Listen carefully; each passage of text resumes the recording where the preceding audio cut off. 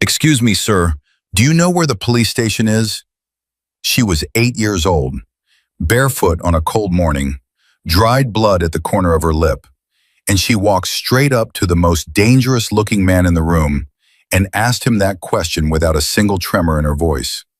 Jake Morrow looked down at her, at the bruise on her cheekbone, at the broken sneaker, at the eyes that had already spent every tear they had and come out the other side carrying something harder than fear. She wasn't lost. She was on a mission, and she had chosen him. If this story moves you, subscribe, hit the bell, and drop your city in the comments. I want to see exactly how far one little girl's courage can travel. Jake Morrow had been riding for 31 years. He'd crossed 12 states on 2 wheels, slept under overpasses in Texas, eaten cold beans from a can somewhere outside of Tulsa, and stood toe-to-toe with men who had nothing to lose and everything to prove. He had the scars to show for all of it, a long one across his left forearm from a bar fight in Shreveport he didn't start but absolutely finished, a smaller one above his right eyebrow from a piece of gravel that caught him at 60 miles an hour on a rain-slicked back road in Missouri. He was not a gentle man by reputation. He was not the kind of man mothers pointed to and said, "Be like him." He was the kind of man people moved to the other side of the diner to avoid. Leather vest, graying beard, arms like oak branches, eyes that had seen too much and forgiven too little. But that morning, in a diner called Maze on the edge of Route 12, Jake Morrow looked down at a little girl standing at his elbow, and everything he thought he knew about himself shifted just slightly, like a compass needle catching something it wasn't supposed to find. "Excuse me, sir," she said. "Do you know where the police station is?" Her voice was small, not soft, small, like something that had been made smaller over time, like a voice that had learned to take up less space. Jake looked up from his coffee mug. Then he looked down. She was maybe 8, maybe a skinny 9. Brown hair pulled back in a ponytail that was half falling apart. She was wearing a pink jacket with a broken zipper, and her jeans were dirty at the knees. Not the kind of dirty that happens from playing. The kind that happens from falling, from being on the ground. One of her sneakers had the sole peeling at the toe. But what stopped Jake, what actually made him set down his mug, was her face. There was a bruise along her left cheekbone. Not fresh, not a day or two old either. And there was a small cut at the corner of her lower lip, already scabbed over but still angry looking. And her eyes were dry, clear, focused. The eyes of someone who had already spent all the tears she had and come out the other side of them carrying something harder. "The police station," Jake repeated slowly. "Yes, sir." She didn't blink. Across the table, Dave Reston, Jake's oldest road brother, a wide-shouldered man with a shaved head and a scar along his jaw from a motorcycle accident in 1998, lowered his fork and looked at the girl. Then he looked at Jake. And then he looked at the girl again, and his jaw tightened almost imperceptibly. "It's about 6 miles down the road," Jake said carefully. "You take Route 12 south, make a left at the Sunoco station, and it's 2 blocks down. There's a big flag out front, you can't miss it." "Thank you," she said. She turned to leave. Jake opened his mouth, closed it, opened it again. "Hey," he said. She stopped. "You going there by yourself?" A pause, just a half second. But in that half second, something moved across her face. A calculation, a decision, a small internal war. And then she turned around and nodded.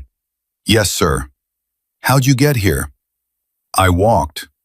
Jake and Dave exchanged a glance, the kind that doesn't need words, the kind that 20 years of friendship builds into the bones. "From where?" Jake asked. Another pause, this one longer. "Oakwood Avenue," she said. "It's about a mile back." Jake did the math. 6 miles to the station, 1 mile back where she'd come from. A little girl with a bruised face and broken sneakers, alone on Route 12 on a Tuesday morning when any reasonable 8-year-old should have been in a classroom somewhere. "You walked a mile," he said, Not a question, just saying it out loud so they could all hear how it sounded. Yes, sir. In those shoes? She looked down at her sneakers, then back up, and for the first time something flickered in her eyes. Not quite embarrassment, not quite defiance, something in between, something proud and wounded at the same time. They're fine, she said. Dave pushed back his chair and said quietly, Honey, sit down for a minute. She looked at him, measuring him, the way a child who has learned that adults are not always safe measures every adult who approaches, with a kind of wariness that breaks your heart when you understand what built it. I don't want to be rude, she said carefully, but I really need to get to the station. I know, Dave said, and we're going to help you get there, but sit down for 1 minute first. You want some hot chocolate? May makes the best hot chocolate in this county, I promise you that. The girl hesitated, then she sat down. Her name, she told them, was Emily. She didn't offer a last name, they didn't ask. May, a stout woman in her 60s with a gray bun and reading glasses perpetually perched on her nose, brought out a mug of hot chocolate without being asked, set it in front of Emily, and then looked at Jake with a long, steady look that said everything she wasn't going to say out loud. Jake gave her the smallest nod. May went back behind the counter, but she didn't go far. Around the table, the other members of Jake's crew, Sal, a quiet Vietnam vet who rarely spoke but noticed everything, Hector, the youngest of them at 38, who had a daughter of his own somewhere in New Mexico, and Big Tommy, who was neither tall nor particularly large, but had earned the name from a different era, all shifted in their seats. The table had changed temperature. Everyone felt it. Emily wrapped both hands around the mug and held it, but didn't drink. Emily, Jake said. He kept his voice low, the voice he used for things that mattered. Are you okay? She looked at the mug. I'm fine, she said. That bruise on your face, he said. Who did that? The table went very quiet. Even the ambient noise of the diner, the sizzle from the kitchen, the low radio playing a country station in the corner, the hum of the refrigerator unit behind the counter, all of it seemed to pull back, like the room itself was holding its breath. Emily's fingers tightened around the mug. I fell, she said. Jake nodded slowly. Okay, he said. And then, and the cut on your lip? That from falling too? She didn't answer.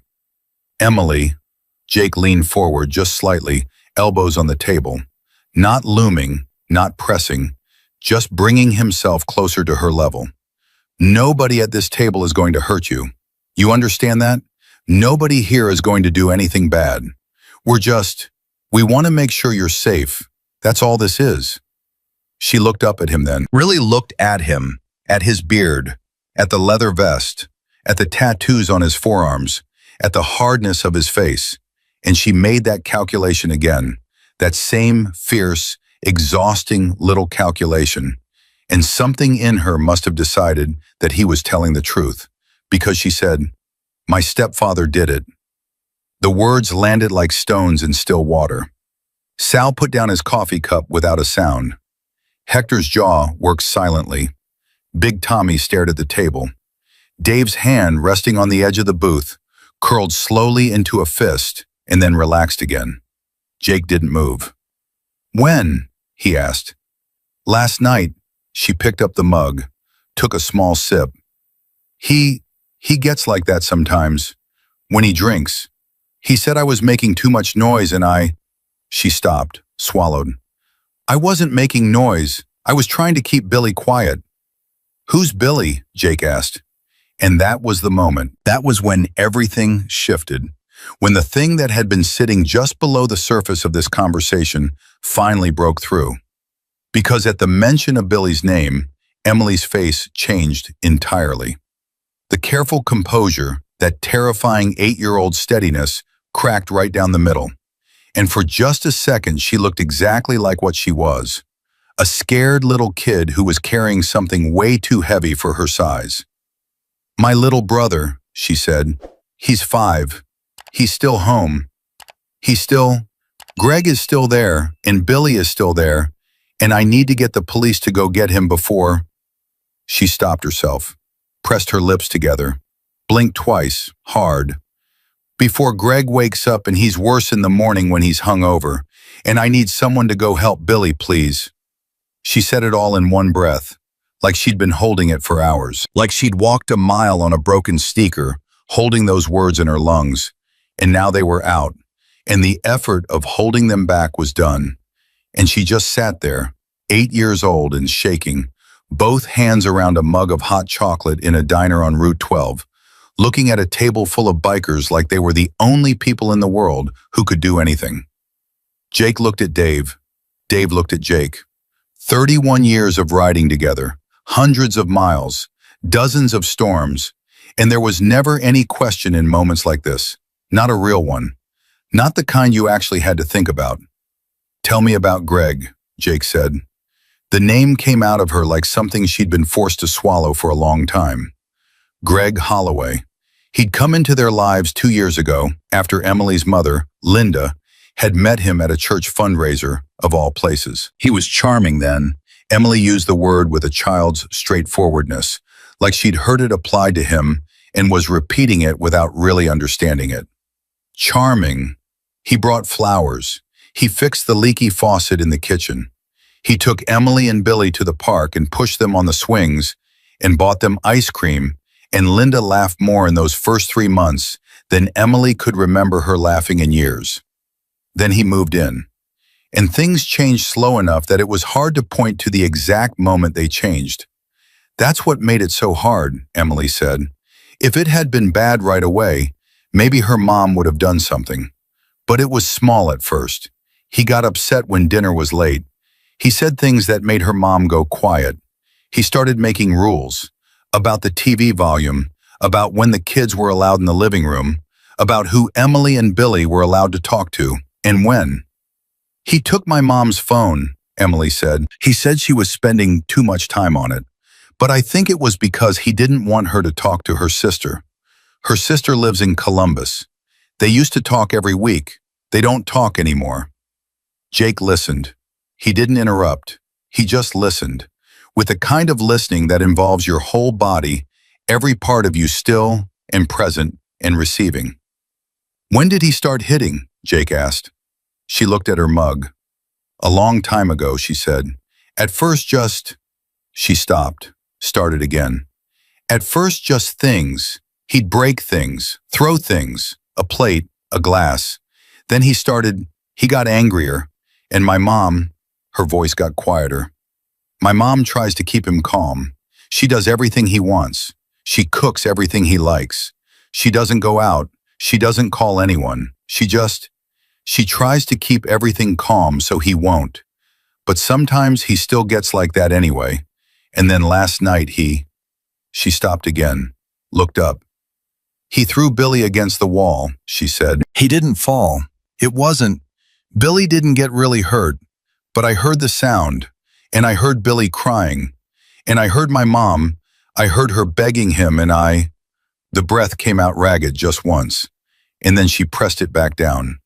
I waited until it was quiet, until I thought Greg was asleep, and then I went out the window. Nobody at the table spoke for a moment. Then Hector said very quietly, "Your mom, where is she right now?" "Home," Emily said.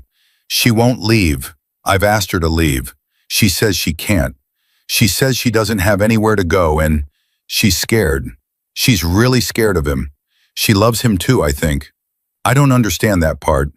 But she loves him and she's scared of him, and she won't go." A pause. "But she didn't know I was leaving. I left a note.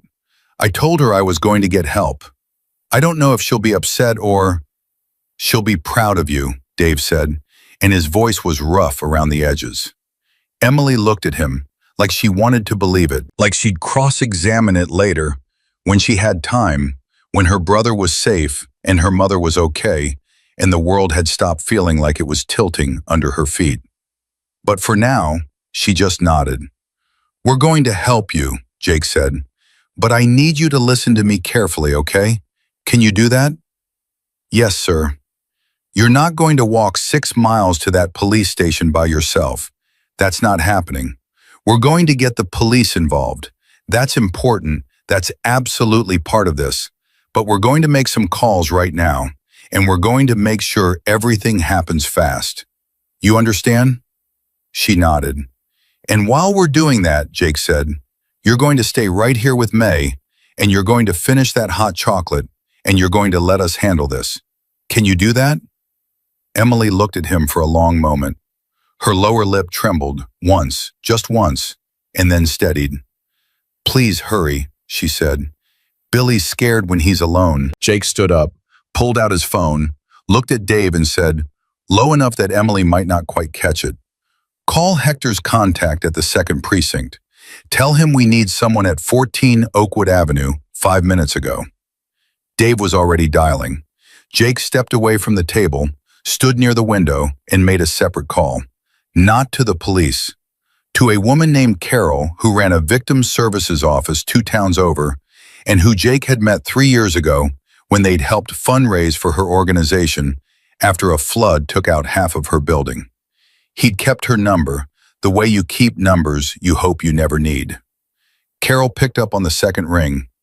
"Jake," she said, "what's going on?" "I've got a situation," he said. "Little girl, maybe 8, walked out on her own this morning to get help for her brother. Stepfather's the problem. Mother's still in the house. Kids have been hit. I need—" "Address," Carol said. No preamble, no wasted syllables. He gave it to her. "I'll be there in 20 minutes, she said. "Don't let the girl go anywhere. And Jake, make sure whoever goes to that house goes with a badge. I know you and your boys. Don't do anything that compromises the custody case. Promise me." Jake was quiet for exactly 2 seconds. "I promise," he said. He went back to the table, sat down. Emily was looking at him over the rim of her mug. "Someone is going to the house right now," he said. "Police. And a woman named Carol who helps families in situations like yours. She's good people. She's going to help your mom, not just your brother, okay?" Emily set down the mug. "Is Billy going to be okay?" Jake looked at her, steady, honest. "Yes," he said. "Yes, he is." May appeared at the table and set down a plate of toast and a small bowl of scrambled eggs in front of Emily. "You eat," she said, in the firm, non-negotiable tone of a woman who had run a diner for 40 years and knew when someone needed food more than they knew it themselves. Emily looked at the plate, then she picked up a fork, and she ate. Around the table, nobody spoke much. Sal turned his coffee cup in slow circles. Hector texted quietly. Big Tommy stared at the window. Dave watched his phone, waiting. And Jake watched Emily eat, and he thought about his own daughter, who was 26 now, living in Portland, and who he didn't see enough. And he thought about the particular kind of bravery it takes to be the person in a situation who decides that someone has to do something, and that someone is going to be you. Even when you're 8, even when your shoes are falling apart, even when you're so tired and scared that the act of putting one word in front of another feels like lifting something with your whole body. He thought about how she'd walked up to the table, how she'd stood there, how she'd said, "Excuse me," first, like she'd been raised to say, "Excuse me," like somewhere in the middle of everything, she'd still held on to that small piece of ordinary life. "Excuse me, sir, do you know where the police station is?" Dave's phone buzzed. He looked at it, looked up at Jake, gave a short, firm nod. "They're rolling," Dave said. Jake exhaled.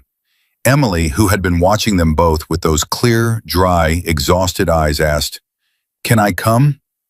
"No," Jake said, not unkind, just certain. "You stay here. You're safe here. Carol will bring Billy to you." She looked at him for a long moment. "You promise?" she asked. And Jake Morrow, who had ridden 31 years, crossed 12 states, kept promises he could keep and broken ones he couldn't, looked at this 8-year-old girl who had walked a mile in broken shoes to save her brother, and he said, "I promise you." She picked up her toast, took a bite, and for just a moment, in the morning light coming through the window of May's Diner on Route 12, she looked like a kid again. Just for a moment, just long enough. Outside, 3 motorcycles started up. The sound rolled through the diner like distant thunder. Emily didn't look up. She just said quietly, to no one in particular, "Please be fast." The 3 motorcycles hadn't even cleared the parking lot when May came out from behind the counter and sat down across from Emily in the booth Jake had just vacated. She didn't say anything at first. She just sat there, this solid, unhurried woman who smelled like coffee and dish soap and something faintly floral, and she folded her hands on the table, and she looked at Emily the way a person looks at someone they want to give something to, but don't quite know how. Emily was still eating, methodically, like she'd learned to eat fast whenever food was in front of her, because she never knew when the opportunity might end. "How long has it been going on?" May asked. Emily looked up, measured her, then looked back at her plate. "A while," she said. "Your mama know you left?" "I left her a note." May nodded slowly. "She's going to be scared when she finds it." "She's already scared," Emily said, and there was no bitterness in it, just fact. The same way you'd say the sky is blue or water is cold. Just the plain truth of things as she understood them. May reached across and put her hand over Emily's, just for a second, just long enough, and Emily didn't pull away. She looked at May's hand, and then she looked at May's face, and then she looked back at her plate and kept eating. Outside, the sound of the motorcycles faded. The diner was quiet. Sal was still at the table, nursing his 3rd coffee, his eyes on the door. Hector sat across from him, phone face up on the table, waiting. 14 Oakwood Avenue was 11 minutes away by car. By motorcycle, if you weren't stopping for lights, maybe 8. Jake knew the house before he saw it. Not because he'd ever been there, because he'd seen 100 houses like it, worn at the edges in ways that happened slow. A front porch that used to be taken care of and wasn't anymore. A yard that told you everything about what was happening inside. A man's truck in the driveway. A big dark pickup with a cracked taillight parked at an angle that said he hadn't cared where it landed when he came home last night. Jake pulled up first, Dave and Big Tommy flanking him. He didn't cut the engine immediately. He sat on the bike for exactly 3 seconds and listened. The house was quiet, the kind of quiet that has texture. He cut the engine. Dave and Tommy did the same. The 3 of them stood on the sidewalk, and Jake looked at the front door, and he thought about what Carol had said. Don't do anything that compromises the custody case. He thought about the promise he'd made her. He thought about the promise he'd made Emily. And then the front door of 14 Oakwood Avenue opened, and Greg Holloway stepped out. He was bigger than Jake had expected. Not taller, they were about the same height, but wider, thicker through the chest and shoulders, the kind of build that came from physical work and didn't require any particular care to maintain. He was maybe 45, dark hair, 2 days of stubble, eyes that were red at the rims, not from crying, and he was wearing a gray t-shirt with a tear at the collar and jeans that looked like he'd slept in them, which he probably had. He looked at the 3 men on his sidewalk, looked at the motorcycles, and something moved behind his eyes that wasn't quite surprise and wasn't quite fear. It was something more calculating than either of those. The look of a man who assessed threats for a living, even if that living had only ever been inside his own house. "Help you?" he said. The voice was flat, controlled. The voice of a man who knew how to perform calm. "Greg Holloway?" Jake said, a beat. "Who's asking?" "My name's Jake. I'm a friend." He said it without elaboration, without explaining what kind of friend or a friend to whom. He watched Greg process that, watched the man's eyes move from Jake to Dave to Tommy and back to Jake. Watched him doing math. "Friend of who?" Greg said. "I'd like to see that everyone inside is doing okay," Jake said. "That's all I'm here for." Greg came down 1 step on the porch. His hands were loose at his sides, but only just. "You got no business coming to my house," he said. "I don't know you. You got no right to be on my property." "I'm on the sidewalk. Jake said pleasantly. Public property. And I'm going to stay right here until I know the kids are okay. Something shifted in Greg's expression. Barely. A tightening around the eyes. My kids are fine, he said. That's great, Jake said. Then it won't take long. Greg's jaw worked. He looked at the three of them again, at their vests, at their builds, at the general air of men who had stopped being intimidated by other men a very long time ago. And Jake could see him recalculating, could see him deciding. The front of him was all performance, all controlled posture, but underneath it something was moving fast, like water under ice. You better get off my street, Greg said, and his voice had dropped half an octave, and it wasn't quite a threat. It was the thing before a threat, the space where a threat lives before it comes out into the air. We're not going anywhere, Dave said, from right behind Jake's shoulder. Quiet. Absolute. Greg looked at Dave. His eyes went hard. You don't tell me what happens on my street. You got any idea who I know in this town? You got any idea the kind of trouble you're stepping into right now? Yeah, said Big Tommy, who almost never spoke, in a voice like a door closing. We got some idea. And that was the moment, that exact moment, with Greg standing on his porch and three men on the sidewalk and nobody moving, that a police cruiser turned onto Oakwood Avenue. Greg heard it before he saw it. Jake watched his head turn, watched his whole body react, that involuntary adjustment, the flinch that a person makes when they're caught, even when they're trying not to flinch, even when they've been practicing being caught for years and telling themselves it's nothing, they've done nothing, everything is fine. The cruiser pulled up to the curb. Two officers got out. One of them, a woman, sturdy, late 30s, dark hair pulled back, the kind of officer who walked like she'd seen enough not to be rattled, looked at Jake first. He gave her a small nod. She gave him one back, and then she turned to Greg. Mr. Holloway, she said, I'm Officer Renata Cruz. We received a report regarding the welfare of children at this address. I need you to step back inside the house, please, so we can have a conversation. I'm not going anywhere with you, Greg said. I don't have to. You don't have a warrant. No, sir, Cruz said. I don't. What I have is a report from a minor indicating that a child at this address may be in danger. That gives me the right to conduct a welfare check. Now I'm asking you politely to step aside and let us do that. Greg looked at Jake. The look was a very specific kind of look. The kind that says, this is your fault and you will regret it. And Jake met it without expression. Fine, Greg said. Fine. You want to come in? Come in.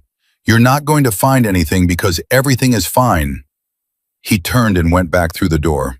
Cruz and her partner followed him in. Jake stood on the sidewalk and waited. Dave moved up beside him. You okay? Yeah, Jake said. He was watching the door. I made her a promise. I know. They stood there. The silence on that street had a different quality now. Heavier, like air before a storm. 60 seconds. 90 seconds. 2 minutes. Jake counted them in his head the way you count something when counting is the only thing you can do. Then the front door opened. Cruz came out first. Behind her, holding her hand, was a small boy. He was 5, like Emily had said, with dark brown eyes that were too big for his face right now, swollen from crying, and a red mark along the left side of his neck that hadn't been there yesterday, and that made Jake's hands flex involuntarily at his sides. The boy was wearing pajamas, blue ones with little cartoon cars on them, and one sock. Just one. And he was gripping Cruz's hand with both of his. Jake crouched down on the sidewalk, got himself to the boy's level. Hey, buddy, he said, and he used the voice he didn't use often, the one that came from somewhere underneath the leather and the miles and the reputation. Are you Billy? The boy looked at him. His chin wobbled. Your sister sent me, Jake said. Emily sent me. She's waiting for you. She's safe, and she's waiting, and she wants to see you right now. Billy stared at him. And then he did something that Jake hadn't expected and wasn't prepared for, which was to step forward and wrap both arms around Jake's neck. This 5-year-old in cartoon pajamas and one sock, and hold on. Jake's arms came up around him, slowly, carefully, like handling something he'd been trusted with. Dave turned away and looked at the street for a moment and said nothing. Behind them, from inside the house, they could hear voices rising. Greg's, controlled still but fraying at the edges, and Cruz's partner's, firm and steady. And then a woman's voice, softer, wavering. That would be Linda. And then Greg's voice again, louder now, the control cracking. Billy's grip on Jake's neck tightened. "It's okay," Jake said. "You don't have to listen to that. You don't have to be afraid of that sound anymore. Okay? I've got you." The boy didn't say anything. He just held on. Cruz was on her radio. Her partner was still inside. Another cruiser was coming. Jake could hear it in the distance, the particular sound of a siren that's close enough to mean something's happening now. Cruz met Jake's eyes over the top of Billy's head and said, quietly, "We're going to need the boy to come with us for now. Protocol." "I know," Jake said. "I'm going to tell him." He pulled back gently from Billy, held him by the shoulders, looked at him straight. "Billy, these police officers are going to take care of you for a little bit, okay? They're going to take you somewhere safe where Emily is. You're going to see your sister very soon. I need you to go with Officer Cruz. Can you do that?" Billy looked at Cruz, then back at Jake. "Are you coming?" he asked. His voice was barely above a whisper, rough from crying. "I'll be right behind you," Jake said. "I promise." Billy turned to Cruz, put his hand in hers. She looked at Jake, and there was something in her expression that wasn't quite professional anymore. Something real under the surface of it. The kind of thing that happens when you've been doing this job long enough, and then you see a moment that cuts through anyway. "Thank you," she said. Just those 2 words, but she meant them all the way down. Inside the house, something broke. Not a person, an object. Glass maybe, or something ceramic. And then Greg's voice came out like something unleashed. No more performance, no more controlled flatness, just the thing itself, raw and cornered and furious. Jake straightened up, looked at the door. Cruz's hand moved to her radio. "You stay out here," she said, and her voice was an order, not a suggestion. "I heard you," Jake said. He stayed on the sidewalk. The second cruiser arrived, and then, 4 minutes later, a third. Jake called May's Diner. Hector picked up. "They have Billy," Jake said. "He's okay. Cruz has him." He heard Hector say something away from the phone. Couldn't make out the words. And then he heard Emily's voice. Not the words, just the sound of it, the change in it. His throat tightened. He turned away from Dave and Tommy for a moment. "She okay?" he asked when Hector came back on. "She cried," Hector said, "for about 30 seconds. Then she stopped and asked when they'd be here." Jake almost smiled. Almost. "Tell her 20 minutes, he said. "Copy that." He hung up and stood on the sidewalk outside 14 Oakwood Avenue, and he listened to what was happening inside that house. The voices, the movement, the specific sound of a situation being brought under control by people who had the authority to do it. And he thought about a lot of things. He thought about Emily walking a mile on that broken sneaker. He thought about the note she'd left for her mother. He thought about the way she'd sat at the table in May's Diner, both hands around a mug she wasn't drinking from, and said, "Please hurry, Billy's scared when he's alone." He thought about a lot of conversations he'd had over the years with a lot of people about what kind of man he was and what his crew was and what they stood for.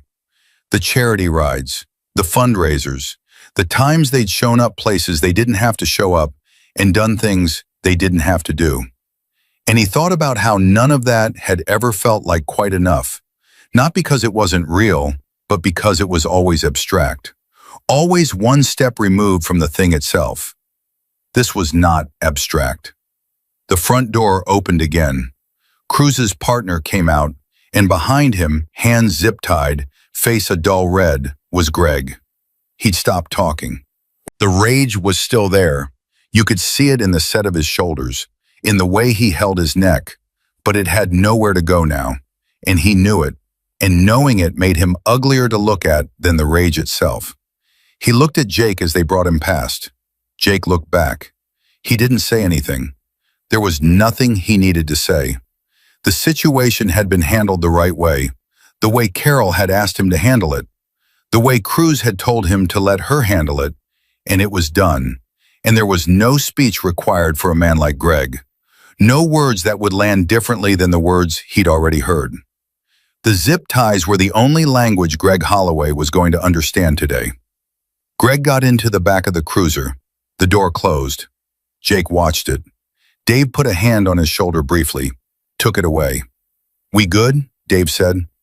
"Almost," Jake said, because Linda was still inside. And Jake stood on that sidewalk and waited, because whatever happened in the next few minutes was going to matter enormously, and there was nothing he could do except wait and be ready to do whatever was needed. Cruz came out of the house again. This time Linda Holloway was beside her. She was thin, thinner than a woman with 2 children ought to be, and she moved like she'd been moving carefully for a long time, like someone who'd learned to take up as little space as possible and had been practicing it so long she'd forgotten how to do anything else. She was holding her own arms, both of them, wrapped around herself, and she was staring at the cruiser where Greg was sitting in the back. She stopped on the porch. Jake didn't approach. He stayed where he was. Cruz said something to her quietly. Linda nodded. Then she looked up, looked at the street, and her eyes landed on Jake, on the 3 of them, Jake and Dave and Tommy, and something moved across her face that Jake couldn't fully name. It wasn't gratitude yet. It wasn't relief yet. It was something earlier than those things, something that happened before you knew you were allowed to feel them. She said something, too quiet to hear. Cruz turned and looked at Jake. Then she said to Linda, "You want to tell him yourself?" Linda looked at Jake, looked down, then looked back at him. "You found my daughter?" she asked. Her voice was stripped bare, everything extra taken off it. "She found us," Jake said. "She walked into May's diner this morning and she asked us where the police station was." Linda closed her eyes. Her lips pressed together and her chin went down, and the sound she made was small and wrecked and private. The sound of a woman absorbing information that was both the most terrifying and the most hopeful thing she'd heard in a very long time. "She's okay?" Linda managed. "She's okay," Jake said. "She ate some toast and she's waiting for Billy. She wants to see both of you." Linda opened her eyes. They were wet, but she didn't let the tears fall. That same hard-won control that Emily had, and Jake understood in that moment exactly where Emily had learned it. "She's 8 years old," Linda said, and her voice cracked right down the middle of it. "She's 8 years old and she walked out of her window and she went to get help. She did that." "She did," Jake said. "She did all of it." Linda looked at the cruiser, at Greg in the back seat, a long look, the kind of look that had years in it. Then she turned away from it. "Can someone take me to her?" she asked. Cruz nodded. "Right now," she said. "Let's go." Jake watched the cruiser pull away with Linda in the passenger seat and Cruz behind the wheel. Watched it turn the corner. Watched the street go quiet again. Dave said, "Maze?" "Maze," Jake said. He pulled on his helmet, got on the bike, turned the key. The engine came up under him, that old familiar rumble that he'd known for 31 years, that sound that usually meant moving on, moving forward, moving away from whatever place he'd been. This time it meant going somewhere. He pulled out onto Oakwood Avenue and pointed himself back toward Route 12, and the cold air hit him, and he rode, and he thought about a 5-year-old boy in cartoon pajamas, holding on to his neck like Jake was the only solid thing in the world. And he thought about how completely and entirely wrong the boy had been to trust a stranger that way, and how completely and entirely right. He pushed it up to 65 on the straightaway. The wind was sharp, and the sky was wide, and somewhere in May's diner on Route 12, a little girl with a bruised face and broken sneakers was finishing her toast and waiting. He wasn't going to make her wait long. May heard the motorcycles before she saw them. That low, rolling thunder coming up Route 12, getting louder by the second. And she set down the coffee pot and looked at Emily, who had gone very still on the booth seat, her hands flat on the table, her eyes on the door. Hector was already standing. Sal had his phone out. And Emily had stopped breathing in any visible way, her whole body concentrated into one single point of waiting. The door to May's opened. Jake came in first, then Dave, then Tommy. Emily looked at them, read their faces the way a child who has lived in an unpredictable house learns to read faces. Fast, completely, looking for the thing beneath the thing. "Where is he?" she said. "On his way," Jake said. "Cruz has him. They're 2 minutes out." Emily stood up from the booth, her chair scraped back hard. She went to the window and pressed her hand flat against the glass. And she stood there, and nobody said anything.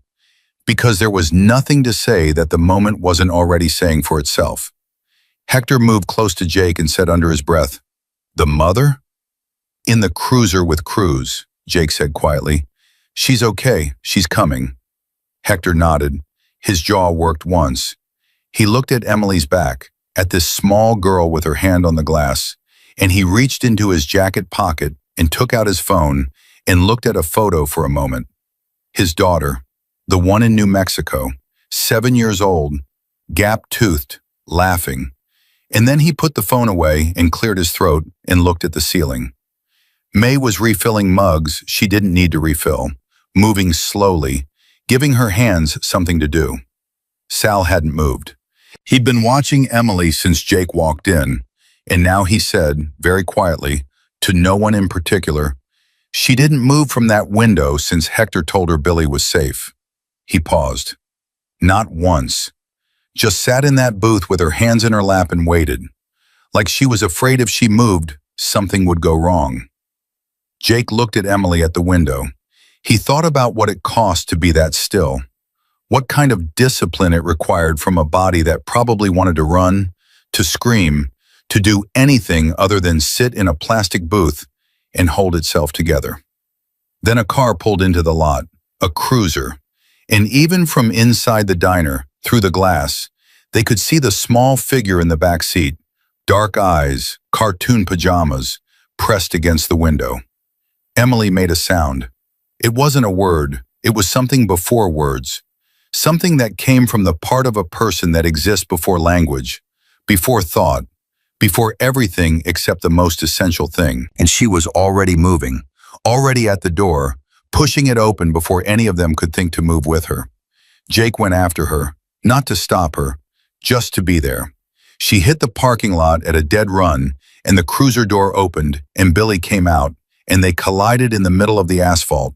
These two kids, 8 and 5, and the sound of it, the sound of two children finding each other after a night that neither of them should have had to survive, was something Jake would carry in his chest for the rest of his life.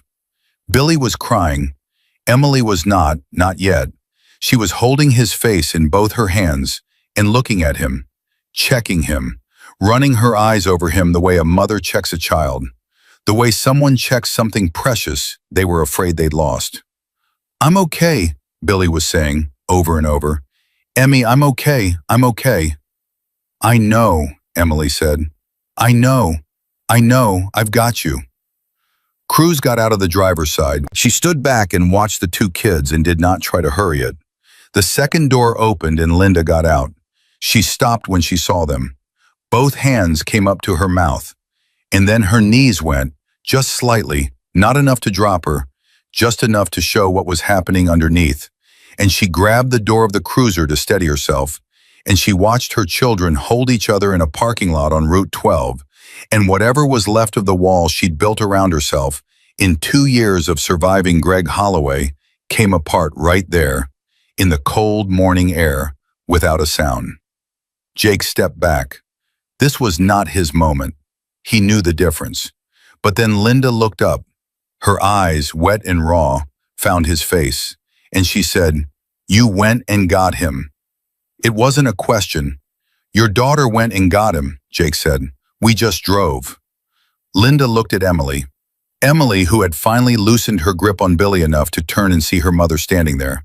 The look that passed between them was complicated in the way that only the looks between people who love each other and have failed each other and are trying to find each other again can be complicated. There was fear in it, and relief, and something unresolved, something that was going to take more than a parking lot to work through. But Emily took 3 steps toward her mother, and Linda opened her arms and Emily walked into them, and Billy followed, and the 3 of them stood there, and that was enough for right now. That was what right now needed to be. Cruz came and stood beside Jake. "Greg's at the station," she said low. "We'll need statements from the kids.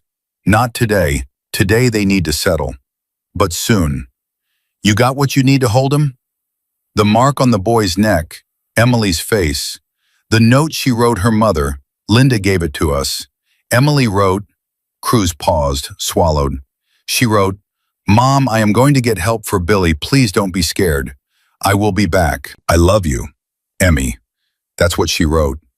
Jake looked at the pavement. "She's 8 years old," Cruz said. "I know," Jake said. "How did she—" Cruz started, then stopped, then started again. "She just walked in. She walked into that diner and she asked a biker where the police station was." "She asked me," Jake said. "She asked me specifically. I was the closest one to the door." He thought about that for a moment. "I think about that. Whether she would have walked up to anybody, whether it was just circumstance." "Does it matter?" Cruz asked. Jake thought about it. "No," he said. "No, it doesn't." Carol arrived 7 minutes later. Jake heard her car before he saw it. She drove an old Volvo that she kept meaning to get the exhaust looked at, and she pulled in beside the cruiser and got out moving fast. A tall woman with reading glasses on her head and a canvas bag over one shoulder. And she went straight to Linda with the confidence of someone who had done this 1,000 times and knew exactly what it required. Jake watched her take Linda's hands, watched the 2 women talk, quietly, earnestly, Carol nodding while Linda spoke, Linda shaking her head, Carol nodding again, patient, firm, not letting go of Linda's hands. He couldn't hear the words. He didn't need to. Dave came up beside him. "Carol's good," he said. "Yeah," Jake said. "What happens now? With the family?" Jake shook his hands into his jacket pockets. "That's up to Linda. Carol's got a shelter 2 towns over. Good one. Not a last resort, a real place. She'll give them options. But it's Linda's call." Dave was quiet for a moment. Then, "You think she'll go back?" And that was the question. The one Jake had been not asking himself since he watched Linda look at Greg's cruiser back on Oakwood Avenue. The one that nobody in these situations wanted to say out loud, because saying it out loud felt like blame, felt like judgment, felt like you didn't understand what it actually meant to be inside something like that. "I don't know," Jake said. "I hope not, but I don't know." Emily was sitting on the curb now, Billy pressed against her side, his head on her shoulder, his eyes getting heavy the way a 5-year-old's eyes do when the adrenaline wears off and the body finally decides it's allowed to rest. Emily had her arm around him, and she was rubbing slow circles on his back, and she was watching her mother talk to Carol with an expression that was hard to read. Careful, watchful, hopeful, and braced at the same time. Jake walked over, crouched down beside her the way he'd crouched down beside Billy on Oakwood Avenue. "How you doing?" he asked. Emily looked at him. "Is my mom going to be okay?" she asked. Not about herself. First question, first thing, her mother. "Carol's the best person I know for this situation," Jake said. "She's going to help your mom figure out the next steps. It's going to take some time. But yeah, I think your mom is going to be okay." "She won't want to go anywhere," Emily said. "She's going to say she doesn't have anywhere to go. She always says that." "Carol has somewhere for her to go," Jake said. "That's exactly what Carol does." Emily looked at her mother again. The rubbing circles on Billy's back never stopped, automatic, unconscious. She loves him, Emily said. That's the part I don't understand. How can you love someone who does that? Jake sat down fully on the curb beside her, not crouching anymore, just sitting. I'm not sure I can explain that, he said honestly. I don't know if anybody fully can, but I'll tell you what I do know. Loving someone and being safe with someone are two different things. And your mom deserves both. So do you. So does Billy. Emily was quiet. She stayed because of us, Emily said after a moment. She told me once, she stayed because she didn't want us to lose our home. She thought staying kept us safer. Her voice was very flat, very even. It didn't. No, Jake said, it didn't. I tried to tell her, Emily said, a lot of times. She'd cry and say she knew, and then the next day everything would be normal again, and I'd think maybe it was going to get better, and then it wouldn't. Jake didn't try to fill that with anything. Some things don't need filling. Some things just need to be said into the air and received. Billy had fallen asleep against Emily's shoulder, completely out, the way young children go. One moment awake, next moment gone, trusting the world implicitly the way only the very young or the very loved can. Emily adjusted her arm to hold him better. This 8-year-old girl propping up her 5-year-old brother, and Jake thought, she's been doing this for a long time. Not just today, long before today. Carol came over. She crouched beside Emily, looked at her warmly. Hi, Emily, she said. My name is Carol. I'm a friend of Jake's. Can I talk to you for a minute? Emily looked at her. About what? About what comes next. About where you and Billy and your mom are going to stay tonight. We're not going back to the house, Emily said immediately. Not a question, a declaration. Carol didn't hesitate. No, she said, you're not. Something moved across Emily's face. Relief, maybe, or the beginning of it. The first edge of something she'd been needing to hear someone say out loud, with that kind of certainty. There's a place, Carol said. It's clean and it's safe, and it's got a room for you and Billy with bunk beds. Do you like bunk beds? Billy, supposedly asleep, said without opening his eyes, I want the top one. Emily looked down at him. The ghost of something crossed her face. Not quite a smile, but the shape of where a smile was going to be. You're asleep, she told him. No, I'm not, he said, and didn't open his eyes. Carol looked at Jake, and Jake looked at Carol. And between the two of them, in that look, was 30 years of hard things and good work, and the specific private satisfaction of being in the right place at the right moment. Linda came over. She moved carefully, like her body was still recalibrating what careful meant when the thing she'd been most afraid of wasn't in the room anymore. She stood in front of Emily and Billy, and she looked at them, and her face did something that had no name, or too many names. Emmy, she said. Emily looked at her. What you did this morning, Linda's voice broke on the last word. She pulled it back. What you did, I can't.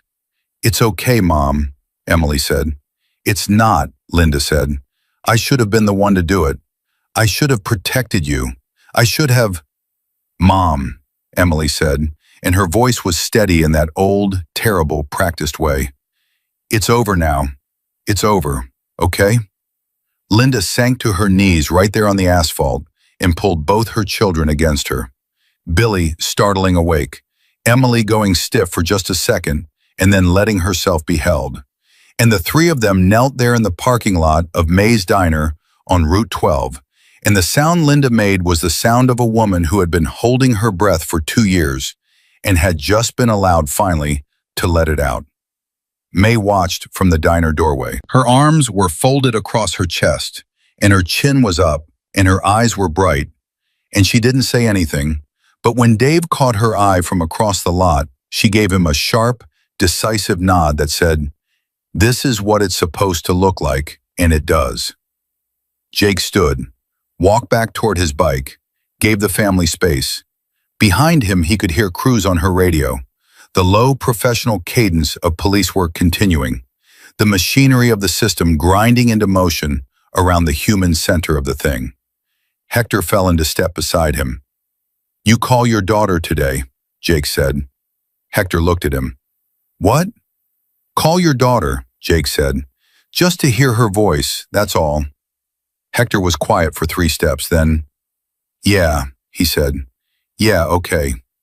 They reached the bikes. Jake stood with his hand on the handlebar and looked back at the parking lot, at the 3 people on the asphalt, at Carol kneeling beside them, at Cruz standing a respectful distance away, at May in her doorway, at Dave and Tommy and Sal standing quietly near the door like sentinels that were no longer needed, but hadn't quite figured out where to be now that the emergency was over. He looked at all of it, and then he looked at the door of May's Diner, where a few hours ago a small girl had walked in off the street and asked him where the police station was. And he thought about the exact quality of her voice when she said it, the smallness of it, the precision, the extraordinary self-possession of a child who had already done the hardest thing. She'd made the decision to go. She'd gone out the window. She'd walked a mile, and who just needed one more piece of information to finish what she'd started. She hadn't needed saving exactly. She'd needed a direction. And he thought about how close he'd come to just answering her and letting her go.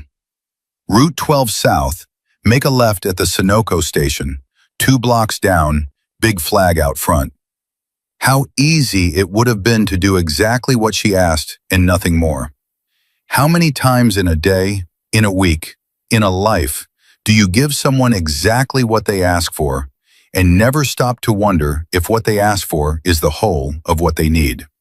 He thought about that for a long time. Carol appeared at his elbow. "Linda's agreed to the shelter," she said. "It took some doing, but she's agreed. We're going to head over this afternoon." "The kids too?" "Obviously the kids too." Carol looked at him sideways. "Jake." "What?" "Nothing," she said, "just nothing." "Say it," he said. She looked at the family in the parking lot. She looked back at him. "Sometimes I forget," she said, "that you are fundamentally a decent human being." "Don't spread it around," he said. "You'll ruin my entire reputation." Carol laughed. Actually laughed, the real one, not the professional warmth version she used in her work. And Jake felt something loosen in his chest that he hadn't known was tight. "Thank you for calling me," she said, serious again. "For calling me first before you did anything else." "You told me to," he said. "I know, but you listened." She tilted her head. "That's not nothing." She went back to Linda. Jake watched her go. Then he heard footsteps behind him, small and deliberate, and he turned, and Emily was there. She was standing alone, having extracted herself from her mother for a moment, and she had both hands in the pockets of her pink jacket with the broken zipper, and she was looking up at him with those clear, dry, exhausted eyes. "Are you leaving?" she asked. "Pretty soon," he said, "but not yet." She nodded. She looked at the ground for a moment, then back up. "I want to ask you something," she said. "Go ahead," he said. "When I walked in this morning," she said, "you could have just told me where the station was and let me go. Why didn't you?" Jake thought about the answer. The real one, not the easy version. "Because you didn't look like you should be walking 6 miles by yourself," he said. Emily considered that. "But that's not all of it," she said. She was not wrong. "No," he said, "it's not all of it." "So what's the rest?" He looked at her for a long moment. This 8-year-old who had walked out of a window in the dark, left a note for her mother, hiked a mile in broken sneakers, walked into a room full of strangers, and asked for exactly the right thing. "Because you reminded me," he said, "of what it looks like when somebody decides to stop waiting for things to get better on their own." Emily absorbed that, turned it over in her mind the way a child turns over a word they haven't heard before. "I was scared," she said. "This morning, I was really scared." "I know," Jake said, "but I was more scared of what would happen if I didn't go." Jake nodded. "That's the bravest thing a person can be," he said. "More scared of not doing the thing than of doing it." Emily looked at him. Something in her face settled. Not the false steadiness of before, not the performed calm she'd had in the diner when she was managing herself, but something quieter and more real, the kind of stillness that comes after something is over. "Thank you," she said. "You already said that," he said. "I know," she said. "I mean it more now." And before Jake could respond to that, before he could find a single word that was adequate, Emily turned and walked back toward her mother and brother, back toward Carol, back toward whatever the next thing was going to be, her broken sneakers scuffing softly against the asphalt. Jake stood beside his motorcycle and watched her go.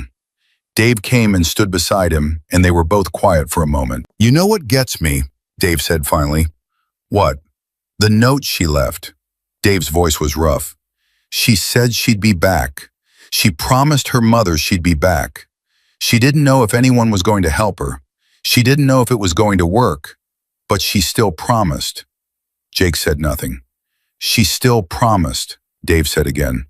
A cold wind came up Route 12, the kind with real weight to it, and Jake put his hand on the handlebar of his bike and felt the cold metal under his palm, solid and familiar, and thought about what it meant to make a promise when you had no guarantee, when the outcome was entirely uncertain, when you were 8 years old and alone, and the only thing you had was the decision you'd made.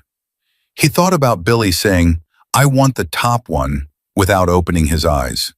He thought about Linda's arms around her children. He thought about Emily's voice, small, not soft, small, asking where the police station was, and the way she'd waited for his answer like she'd already decided that whatever the answer was, she was going to go there, and nobody and nothing was going to stop her. He thought, "This is the thing, right here, this is the whole thing." His phone buzzed. He looked at it. A text from Cruz. "Greg's attorney just showed up at the station. He's going to argue the marks on the boy were accidental. Going to be a fight." Jake stared at the text for a long moment. He typed back, "What do you need?" Cruz replied immediately, "Emily's testimony, and someone to make sure Linda doesn't change her mind before this goes to court." Jake looked up from his phone, looked at Carol across the parking lot. Carol was watching him. He showed her the phone. She read it from 10 feet away, or at least she read his expression reading it, and she gave him one firm nod that said, "I know. I'm already on it." He put the phone back in his pocket. The cold wind pushed down Route 12, and somewhere in the distance, clouds were building against the pale sky. The kind that didn't threaten anything immediately, but intended to, eventually. Greg Holloway had a lawyer. He was going to fight it. And Emily, 8 years old, brave as anyone Jake had ever known, was going to have to walk into a room and say what happened. Jake looked at the parking lot, at Emily back with her family now, Billy climbing into her lap despite being 5 and technically too big for that, both of them leaning into their mother. At Carol's hand on Linda's arm. At May still in her doorway, watching over all of it like she'd been watching over Route 12 for 40 years and intended to keep doing it. Dave said quietly, "She's going to have to testify." "Yeah," Jake said. "She'll do it," Dave said. "You know she will." "I know she will," Jake said. "That's not what worries me." "What worries you?" Jake looked at the clouds coming down Route 12. At the distance between here and where this was all going, the depositions, the hearings, the legal machinery, the long and grinding work of actually making someone accountable, of actually keeping a family safe, of actually changing what happened next. "Making sure she doesn't have to do it alone," he said. The text from Cruz sat in Jake's pocket like a coal all the way back to town. Greg's attorney had shown up fast, too fast, the kind of fast that meant Greg had made a phone call before Cruz's partner had even finished reading him his rights. The kind of fast that meant Greg had been through something like this before, or had been close enough to it to know exactly what to do when it arrived. You don't have a lawyer's number memorized unless you've needed it, or always expected to need it. Jake didn't say any of that to Emily. She didn't need to know it yet. She was in Carol's car with Billy and Linda, headed toward the shelter 2 towns over, and Jake stood in the parking lot of Mays and let Carol pull out first, and watched the car until it turned off Route 12 and was gone. Then he called Cruz back. "Tell me about the attorney," he said. Cruz's voice was clipped, professional, but he'd known her long enough now to hear what was underneath it. "Name's Gerald Fitch," she said. "He's out of county. Greg didn't call a local guy. He called someone he'd already retained." "Which means he's used him before," Jake said, "or someone in his family has.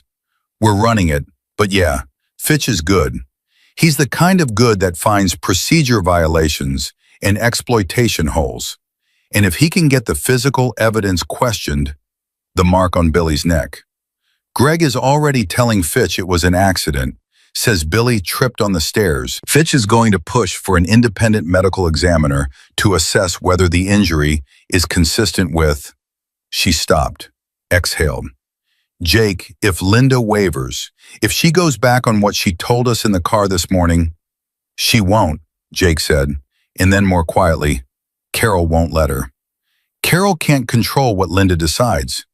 "No," Jake said, "but she can make sure Linda understands what she's deciding. That's different." Cruz was quiet for a moment. Then, "We need Emily's statement, not today, but soon, before Fitch starts building his version of events, and it's the only version that exists in writing." "I understand. She's 8, Jake. I know how old she is. What I mean is..." Cruz paused again. "What I mean is, she's going to have to sit in a room and say things that no 8-year-old should have to say, and she's going to have to be precise, and she's going to have to be consistent, and there are going to be adults in that room who are professionally obligated to challenge every word she says. And she's going to have to hold up through all of that." Jake thought about Emily in the booth at Mays, both hands around a mug, saying, "Please hurry, Billy's scared when he's alone." "She'll hold up," he said. "He said it the way you say things you know, not the way you say things you hope." Cruz let out a breath. "I'll be in touch. Keep your phone on." And she was gone. Jake lowered the phone, looked at Dave. "Fitch," Dave said. He'd heard enough of the one-sided conversation to fill in the rest. "Fitch," Jake confirmed. Dave put his hands on his hips and looked at the sky with an expression that had a lot of words in it and chose to use none of them. Then he said, "So what do we do?" "Nothing we can do today," Jake said. "Today is about making sure that family gets settled. Legal fight starts tomorrow." Tommy said from where he'd been leaning against his bike, arms folded, saying approximately nothing for the past 20 minutes. "You know anybody in the DA's office?" Jake looked at him. Tommy rarely asked questions, which meant when he did, he'd already been turning something over for a while. "I know someone who knows someone," Jake said. "Might be worth a call," Tommy said, and folded his arms again and looked at the road. Jake turned and went back into Mays. He didn't know exactly why. Instinct, maybe. The same instinct that had made him call Emily back this morning when she turned to leave. May was behind the counter, and she looked up when he came in. "Family get off okay?" she asked. "Yeah," he said. He sat down at the counter. His coffee mug from earlier was still there, cold. May took it away and came back with a fresh one without being asked. "What's the face for?" she said. "He's got a lawyer." May set the coffee pot down. "Already." "Already." May was quiet for a moment. She pulled a dish towel over her shoulder and leaned on the counter and looked at Jake the way she'd been looking at him since she was 60 and he was 40, and they'd both been younger and harder and less tired. "You know what I noticed this morning?" she said. "What?" "When that little girl walked in," May nodded at the door. "She looked at everyone in this diner before she walked up to your table. She looked at the 2 guys by the window. She looked at the couple in the booth by the register. She looked at old Henry at the counter. She looked at all of them." May picked up the coffee pot again, and then she came to you. Jake looked at his mug. "I'm just saying," May said. "She chose right." He drove out of May's lot at 11:47 in the morning, and he pointed the bike north, toward a town called Harlan, where a man named Pete Delacroix worked as an assistant in the county DA's office and owed Jake a favor from 6 years ago that had nothing to do with law enforcement and everything to do with a broken-down truck on the side of I-40 and a man with no phone signal and Jake happening to ride by. He hadn't planned on calling in that favor. He'd filed it away in the place where you file things you carry in case of emergency, hoping the emergency never came. Favors like that were currency you didn't spend lightly. But Gerald Fitch was already in a room with Greg Holloway, and Emily was going to have to testify, and the emergency had arrived. Pete picked up on the fourth ring, sounding like a man eating lunch at his desk. "Jake Morrow," he said, surprised. "It's been a while." "It has," Jake said. "I need to talk to you about a case." A pause. The specific pause of a man recalibrating. "What case?" "Greg Holloway, arrested this morning, domestic violence, child endangerment. He's got Gerald Fitch." A longer pause. "Fitch is a problem," Pete said carefully. "I know he's a problem," Jake said. "I need you to tell me if the DA is going to take this seriously or if Fitch is going to walk him in 30 days. "Jake, you know I can't." "Pete." Silence.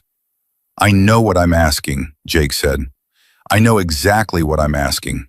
There are 2 kids involved. One of them is 5 years old and has a mark on his neck from being thrown into a wall. The other one is 8 and walked a mile by herself this morning to get those kids help. I need to know if the system is going to do its job." Pete was quiet for long enough that Jake could hear the ambient noise of the DA's office.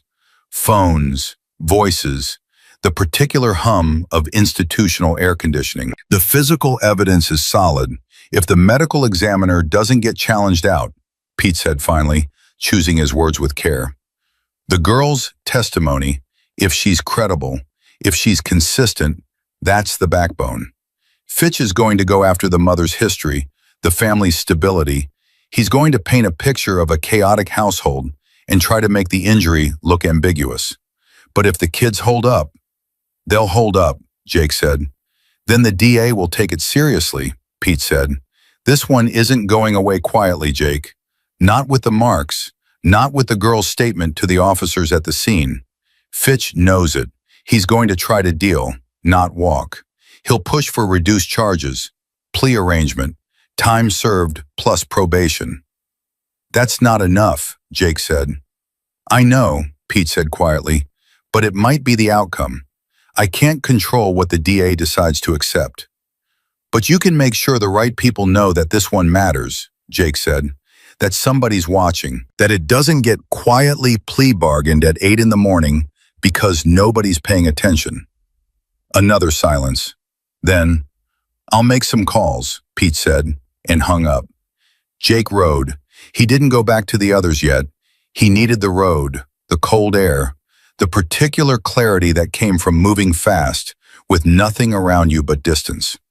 He took Route 12 west for 8 miles and then turned back. And by the time he came back around, his head was cleaner, and he knew what the next few weeks were going to look like, and he had decided what he was going to do about it. Dave was waiting for him in May's lot. Hector and Sal had gone back. Tommy was still there, leaning on his bike, still saying approximately nothing. "Carol called," Dave said. "Family's at the shelter. Linda signed the intake paperwork." Jake nodded. "She signed the protection order petition?"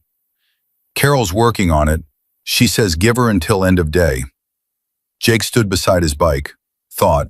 "Fitch is going to go after Linda's history," he said. "He's going to look for anything that makes her look unstable. Anything from before Greg that he can use to paint the household." "Linda's got a sister in Columbus," Dave said. "You heard Emily say that." Jake stopped, looked at Dave. "Emily said Linda's sister doesn't know what's been happening because Greg cut off contact," Dave continued.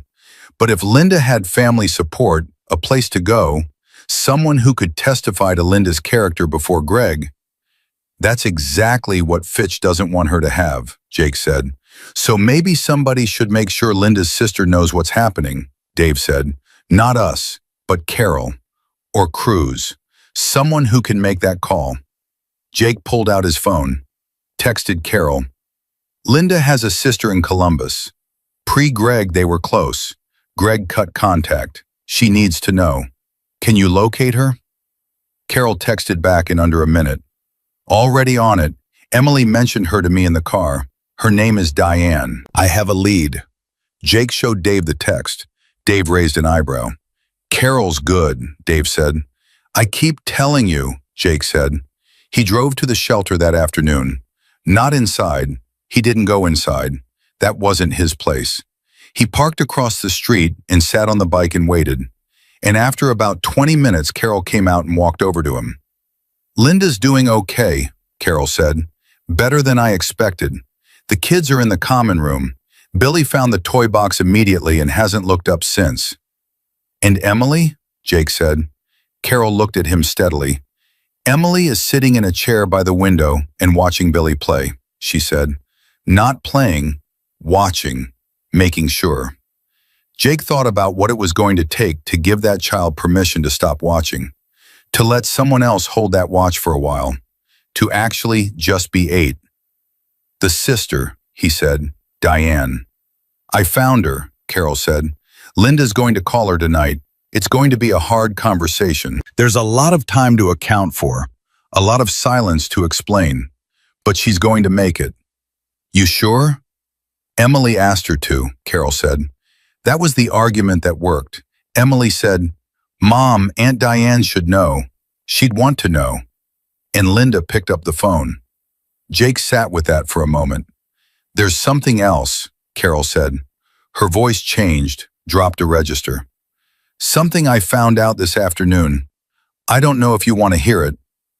Tell me. Greg Holloway has a record, Carol said. Not in this county, 2 counties over, 6 years ago. Domestic dispute call. His first wife. She paused. Charges were filed, then dropped. His first wife recanted. The words landed in the cold air between them. Jake's hands tightened on the handlebars. Fitch, he said. Almost certainly, Carol said. Same pattern, same attorney, same outcome. 6 years ago, she recanted and Greg walked, and then she disappeared from public record entirely. I'm trying to find her, because if she exists, if she's willing to talk, if she can establish a pattern of behavior across 2 households, that changes everything, Jake said. It changes the DA's calculation, Carol said carefully. It doesn't guarantee anything, but it makes this harder to plea down. A lot harder. Jake stared at the front door of the shelter.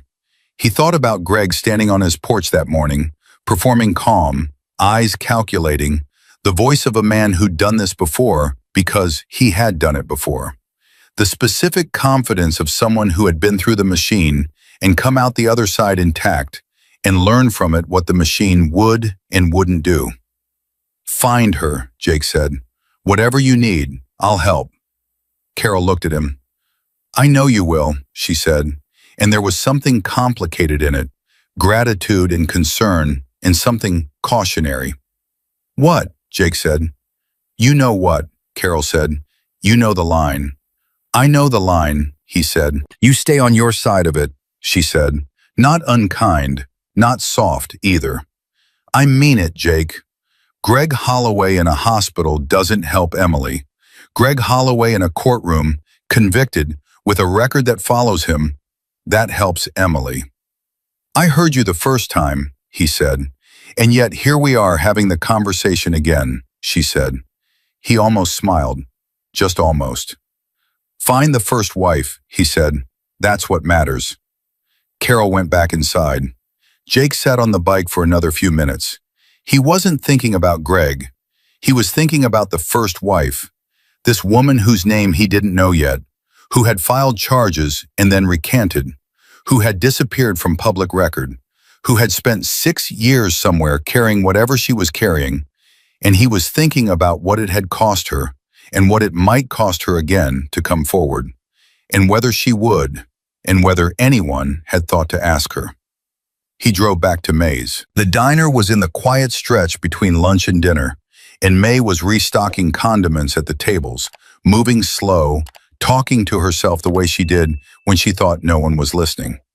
She looked up when Jake came in, looked at his face. "Sit down," she said. "I'll get you something real to eat. You haven't eaten since 7 this morning." He sat down. She brought him a plate without asking what he wanted. A burger, fries, slice of pie on the side, and sat across from him while he ate. "How's the family?" she asked. "Shelter," he said. "Linda signed the paperwork. Carol's working on the legal end." "And the kids?" "Billy's playing." He picked up the burger. "Emily's watching him play." May was quiet. She understood what that meant without needing it explained. She'd been watching people long enough. "You know what that girl needs?" May said. "What?" "To be bored," May said. "Completely, ordinarily bored. No emergencies, no watching, no being ready, just bored. The way kids are supposed to get bored on Saturday mornings with nothing to do." She picked up a salt shaker and inspected it. "She'll get there. It'll take a while, but she'll get there." Jake ate. May sat. The diner was quiet and warm and smelled like coffee and fryer oil and something baking in the back. His phone buzzed. He looked at it. "Carol. Found her. First wife's name is Sandra Pruitt. She's in Dayton. She has a daughter." She answered the phone. Jake set down the burger. "Carol. She's been waiting for someone to call for 6 years." Jake read the text twice, then a third time. 6 years. A woman in Dayton with a daughter who had filed charges and recanted and disappeared, who had been waiting for someone to call. He texted back. "What does she need?" Carol replied, "Time. Someone to listen. Same thing everyone needs. I'm driving to Dayton tomorrow morning." Jake put the phone face down on the table, picked up the burger, put it down again. May was watching him. "What?" she said. "There was a first wife," Jake said. May absorbed that slowly. Her expression shifted through several things before settling on something that was partly anger and partly a very old, very tired recognition. "Of course there was," she said. The way she said it, flat, certain, meant she'd seen this before. Not this specifically, the shape of it. "She's going to testify," Jake said. "If Carol can convince her, if she's willing." "She'll be willing," May said. "Women like that, women who survived men like that, they spend a long time being quiet because they think quiet is the only safe thing. But give them one real reason to speak." She shook her head. "Give them a reason and they'll blow the whole thing open." Jake looked at her. "How do you know that?" May looked back at him, level, steady, said nothing. And Jake understood without another word that he was sitting across from a reason. That somewhere in May's past, before the diner and the gray bun and the reading glasses and 40 years of coffee, there was a story that she had chosen to keep and that had shaped everything she was. He understood it the way you understand things that are true, not through explanation, but through recognition. He picked up the burger, finished it, ate the pie. Neither of them said anything for a while, and the quiet between them was the kind that doesn't need filling. Then Jake's phone rang. Not a text, a call. He looked at the screen. Cruz. He picked up. "Jake," Cruz said, and something in her voice made him set down his fork. "We got a development." "Tell me." "Fitch filed a motion an hour ago," Cruz said. "He's going after the welfare check. He's arguing that because you and your crew were at the residence before my unit arrived, that your presence at the scene constitutes intimidation. He's claiming Greg was coerced, that the zip ties..." She stopped. "He's claiming civil rights violation, unlawful detention." Jake was very still. "We were on the sidewalk," he said. "Public property. We didn't touch him. We didn't go on the property. Your unit made the arrest." "I know that," Cruz said, "and I documented it exactly that way. But Fitch is going to depose you, all three of you, Dave, Tommy. He's going to put you on record, under oath, and he's going to try to find any inconsistency, Any moment where your presence could be characterized as threatening enough to taint the arrest, Jake finished. Yes. Jake closed his eyes for exactly 1 second. He opened them. When? He said. He filed for expedited deposition. Could be as soon as next week. May was watching him. She read his face and went to get the coffee pot. Cruz, Jake said. He can file whatever he wants. You know what happened. We know what happened. Your body cam was running, Cruz said. It's all there. But Jake, Fitch is good. His job isn't to win on the facts. His job is to create enough noise around the facts that the facts stop being the clearest thing in the room. He's going to make this about you, your record, your crew, your affiliation. He's going to make Greg look like the victim of intimidation by a motorcycle gang. The word landed like a stone. Gang. The word people use to reduce 30 years of road and brotherhood and every good thing they'd ever done into a single, frightening syllable. Let him try, Jake said. His voice was quiet, controlled, the voice he used for things that mattered. I need you to get a lawyer, Cruz said. Before the deposition, don't walk in there without counsel. I know, he said. Jake, this is the part where I need you to trust the process. I know that's hard. It's not hard, he said. The process is doing its job. Fitch is trying to exploit the process. Those are two different things. Cruz was quiet for a moment. Yeah, she said softly. Yeah, they are. Is Emily going to be affected by this? He said. By Fitch's motion? Not directly, Cruz said. Her testimony is separate.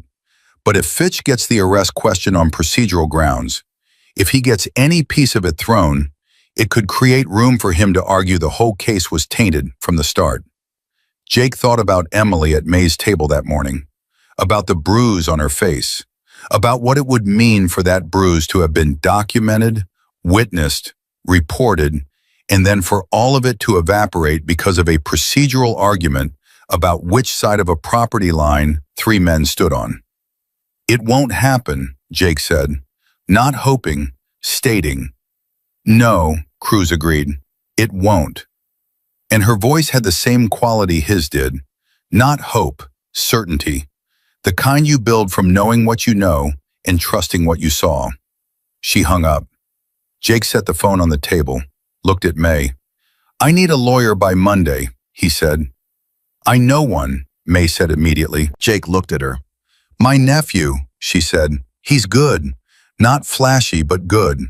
The kind of lawyer that makes juries trust him because he sounds like someone they went to church with. She refilled his coffee. I'll call him tonight. Jake looked at this woman, this solid, unhurried, sharp-eyed woman who had watched Route 12 for 4 decades and made the best hot chocolate in the county and sat with a frightened 8-year-old and had a story she'd never told and a nephew who was a lawyer and an instinct for exactly when to refill a coffee cup.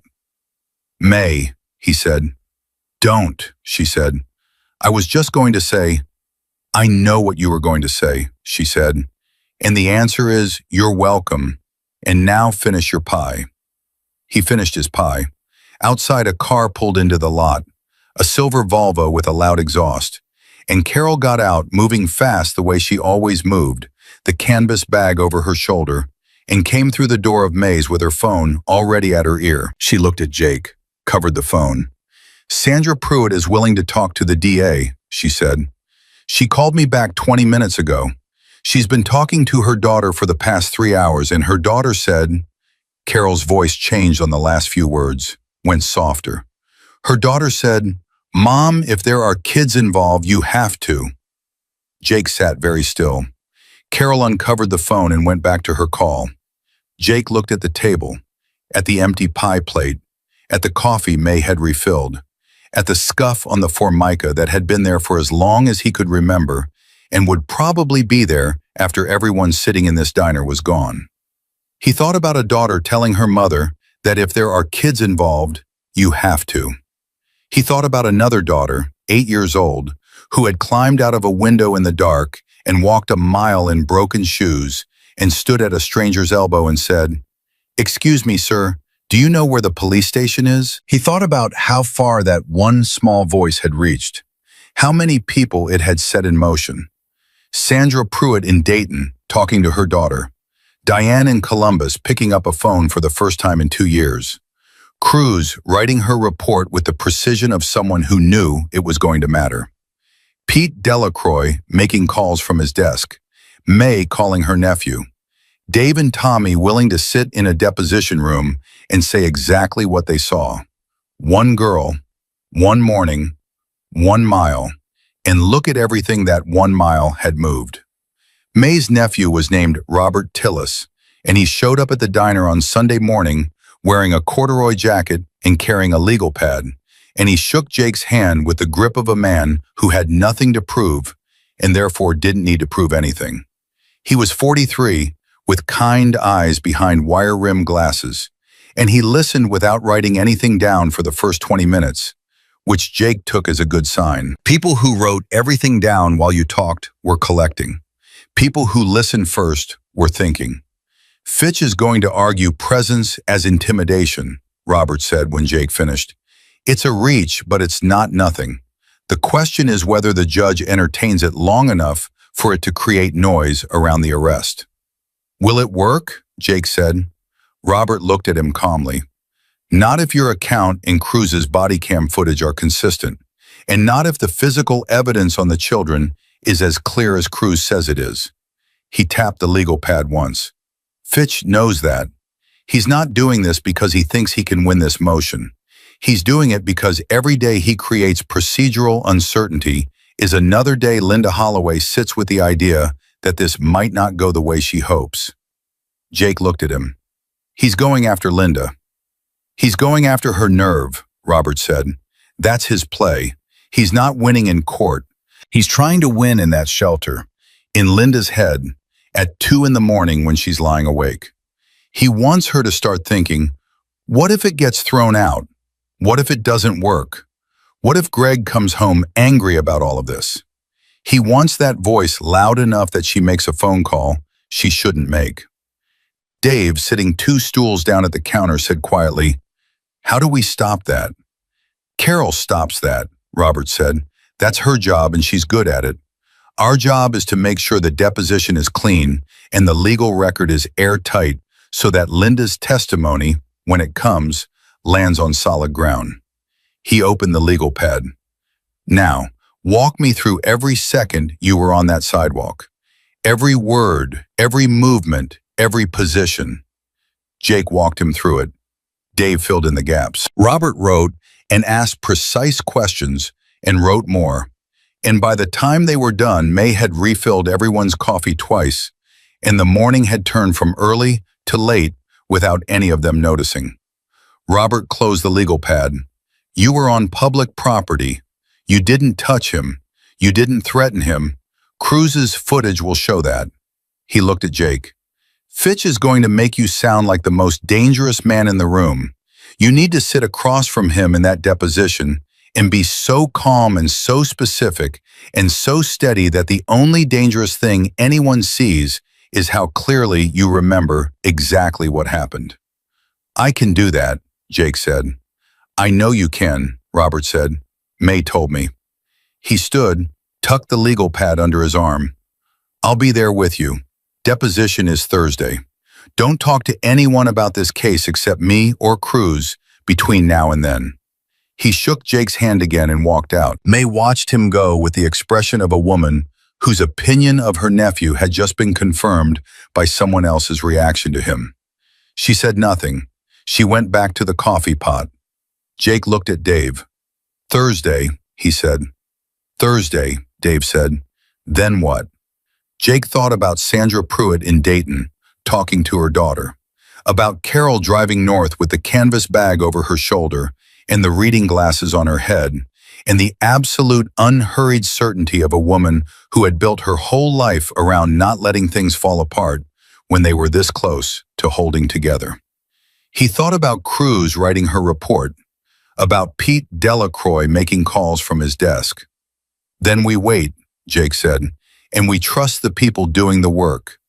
It was the hardest sentence he'd said all week. The deposition happened in a conference room on the fourth floor of a building downtown, and Gerald Fitch was exactly what Jake had expected. Polished, precise, with eyes that were always slightly ahead of whatever he was saying.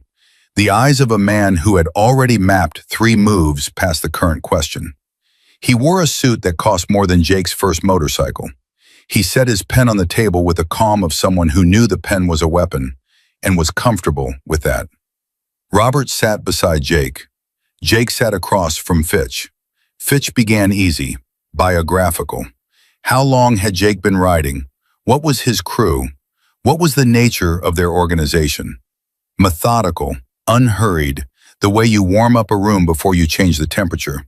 Then, Mr. Morrow, you'd describe yourself as someone who is comfortable using physical presence to communicate a message?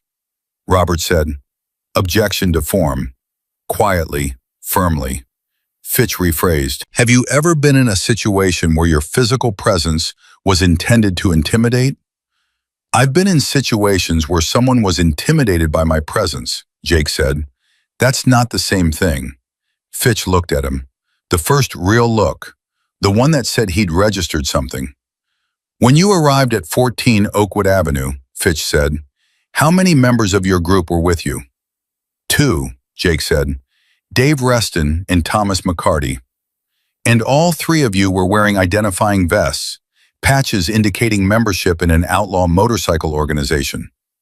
Indicating membership in a motorcycle club, Jake said, even and flat, not rising to it. Mr. Holloway has stated that when he opened his door, he saw 3 men in outlaw biker vests and felt physically threatened. Mr. Holloway can state whatever he'd like, Jake said. What I can tell you is that we were standing on a public sidewalk. We didn't step onto his property. We didn't raise our voices. We didn't touch him. Officer Cruz's body cam will show you exactly where we stood and exactly what we said. Fitch made a small note, moved on. He went through it again from another angle, and then a third angle, each time circling the same point. Presence, intimidation, intent. And each time Jake answered the same way. Different words, same substance, the same even controlled clarity. Specific, consistent, calm. 40 minutes in, Fitch set down his pen. Mr. Morrow, he said, why were you at that house? A simple question, the simplest of the morning. Jake looked at Fitch directly. Because an 8-year-old girl asked us to make sure her 5-year-old brother was safe, he said. That's the complete answer. Fitch looked at his notes. He picked up the pen. He made a small mark and then looked up. And for just a fraction of a second, just the briefest, most human fraction, something moved behind his professional surface. Not conscience exactly, but the closest thing to it that a man like Fitch allowed himself during business hours. Then it was gone. No further questions at this time, Fitch said. Robert drove Jake back to Mays. He parked in the lot and sat for a moment before getting out. That went well, Robert said. I know, Jake said. Fitch knows it too, Robert said. He's going to drop the intimidation motion. He won't announce it like that. He'll let it die quietly in a filing no one reads. But it's done. He's pivoting. Jake looked at him. To what? To Linda, Robert said. He's going to focus everything on Linda now. Try to establish instability, prior poor judgment, reasons to question her account of events over the past 2 years. He paused. Which is why what Carol is doing in Dayton right now matters more than anything that happened in that room this morning. Jake's phone was already in his hand. He dialed Carol. She picked up on the second ring. Not her professional voice, her real one. He could tell the difference. Jake, she said. Tell me, he said. A beat, the kind that has something heavy in it. Sandra Pruitt sat across from the DA's investigator for 2 hours this morning, Carol said. She brought documentation, medical records, photographs, a journal she kept during the marriage. 6 years of it, Jake. She kept a journal for 6 years because she said she was afraid that if she didn't write it down, she'd start to believe it hadn't happened the way it happened. Jake closed his eyes briefly. The investigator cried, Carol said. He tried not to, but he did. Is she going to testify? Jake asked. She's already agreed, Carol said. Full testimony, pattern of behavior, prior acts. The DA can now establish that what happened to Emily and Billy and Linda was not an isolated incident, that Greg Holloway has done this before, that it escalated before, that the first wife recanted because she was afraid, and because Fitch told her the case was weak and she had no one in her corner. Carol's voice went quiet. She said the first thing she thought when I called her was, who else did he do this to after me? She said she spent 6 years afraid of the answer. Now she knows, Jake said. Now she knows, Carol said, and she's angry. Jake, she is absolutely, quietly, completely furious. The kind of fury that makes someone immovable on a witness stand. Robert, still in the driver's seat, was watching Jake's face and reading it the way good lawyers read things, without expression, with total attention. Good, Jake said. That's good. There's more, Carol said, and her voice shifted again. Linda called her sister last night, Diane. They talked for 4 hours. Diane drove down this morning. She didn't ask if it was okay. She just got in her car. She's at the shelter right now. She walked in with a suitcase and told Linda she wasn't leaving until this was settled. Carol paused. Emily opened the door when Diane knocked. She took one look at her aunt and said, Mom said you'd come. Jake sat very still in the passenger seat of Robert Tillis's car, and he did not say anything for a long moment. She said, Mom said you'd come, he repeated. Like she never doubted it, Carol said. Like Linda had told her Diane was coming, and Emily had simply believed her. Which means Linda told her kids that help was on the way, even before she knew for certain it was. A soft exhale. That woman has been surviving in ways none of us fully understand. After he hung up, Robert said nothing for a moment. Then, Linda has family support, a sister as character witness, a victim advocate in Carol, and the DA has a prior acts witness. Fitch has a client with a history and emotion that's going to die in a filing cabinet. He opened his door. This is over, he said. Not immediately, it'll take months, but it's over. Jake sat with that for a moment. Over. The word had a strange weight to it, not light the way you might expect. Heavy. The kind of heavy that comes from carrying something for a long time and finally setting it down. You feel the absence of it in your arms before you feel the relief. He got out of the car. 6 weeks later, Greg Holloway accepted a plea arrangement that Fitch had negotiated. Not the reduced charges he'd originally pushed for, not time served in probation, but 4 years, mandatory counseling, a restraining order that covered Linda, Emily, and Billy in 3 counties. It wasn't everything. It wasn't the ceiling of what justice could theoretically look like. But it was documented, it was binding, and Sandra Pruitt's testimony, read into the record even in the plea proceeding, meant that Greg Holloway's pattern of behavior was now permanently part of a public court record that no attorney could make disappear. Cruz called Jake when it was done. She didn't say much. She said, 4 years. Sandra's testimony is in the record. The restraining order is broad. And then she said, thank you for staying on your side of the line. You can thank Carol for that, Jake said. I'm thanking both of you, Cruz said. He was at Mays when he heard. He was almost always at Mays, it turned out, in the weeks since that Tuesday morning, more than he'd been before, more than he could explain in any way that didn't sound like something he wasn't ready to say out loud. May had not commented on the frequency of his visits. She just kept refilling the coffee. He sat at the counter after Cruz's call, and he told May what had happened. All of it. The plea, the years, the record, Sandra's testimony. May listened, nodded once when he was done, refilled his coffee. 4 years isn't enough, she said. No, he said, it's not. But it's what today has, she said. Yeah, he said, it's what today has. She set down the coffee pot. You know what is enough, she said? Those kids sleeping safe tonight. That's enough for today. Jake held the mug. Emily called Carol yesterday, May said. He looked up. How do you know that? Carol calls me, May said simply, as if this were obvious. As if the fact that these two women had apparently been in contact since the morning of that Tuesday were not new information. Or rather, as if it were information that had simply been waiting for the right moment to surface. She called me 2 days after everything happened. Said she wanted to thank the woman who fed that little girl when she walked in. We've talked a few times since. Jake looked at her. You didn't tell me. You didn't ask, May said, not unkind.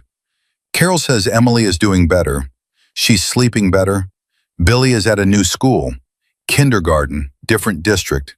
He made a friend. His name is Marcus, and apparently Marcus has a dog. And Billy has decided that Marcus is his best friend because of the dog. Jake felt something loosen in his chest that he hadn't known was still tight. And Emily? He said. May smiled. The real one, not the professional warmth she served along with the coffee. Emily, she said, has started drawing. Carol says she sits at the table in the shelter common room and draws for an hour after dinner every night. Animals, mostly. She told Carol she wants to be a veterinarian. Jake thought about the girl who had sat in this diner with both hands around a mug she wasn't drinking from, who had been so still and so careful and so terrifyingly composed. He tried to imagine that same girl sitting at a table, drawing horses or dogs or whatever 8-year-old future veterinarians drew. And the picture assembled itself slowly in his mind, and it was so ordinary, so quietly, beautifully ordinary, that it took him a moment to recognize how extraordinary ordinary felt in this context. A veterinarian, he said. A veterinarian, May said. Carol asked her why animals. Emily said, because animals can't ask for help. Somebody has to notice. May picked up the coffee pot again. You want to tell me that child is going to be anything other than absolutely fine? Jake said nothing. She's going to be fine, May said. They all are. It's going to take time and it's going to be hard, and there's going to be plenty of days that don't feel like progress. But they're going to be fine. Jake drank his coffee. 3 days later, Carol sent him a photograph. She didn't explain it, just sent it with no caption, and he looked at it on the small screen of his phone and sat very still for a long moment.